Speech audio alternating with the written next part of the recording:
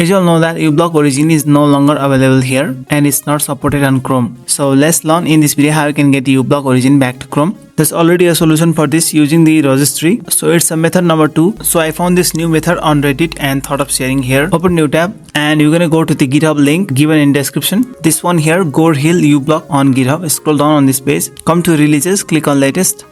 Scroll down once again. Come to assets section and you're gonna click on this file here, UBlock chromium.zip.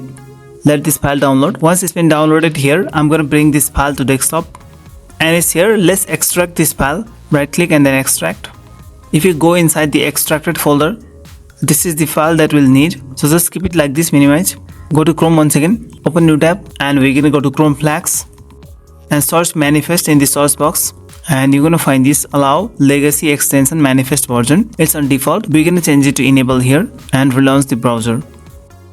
You can close the Chrome Flags tab and click on extensions button here at the top right side. Go to manage extensions. On this tab, you enable the developer mode from the top right side. Once it's been enabled, come to the left side and click on load unpacked. Go to desktop and bring the UBlock Origin file here. This one, select folder. And it's been installed here. It shows errors here, but it's totally working. You can load any website that gives you ads. And this page is now ad free here. As you can see, there's no any ads. So like this video and subscribe to this channel.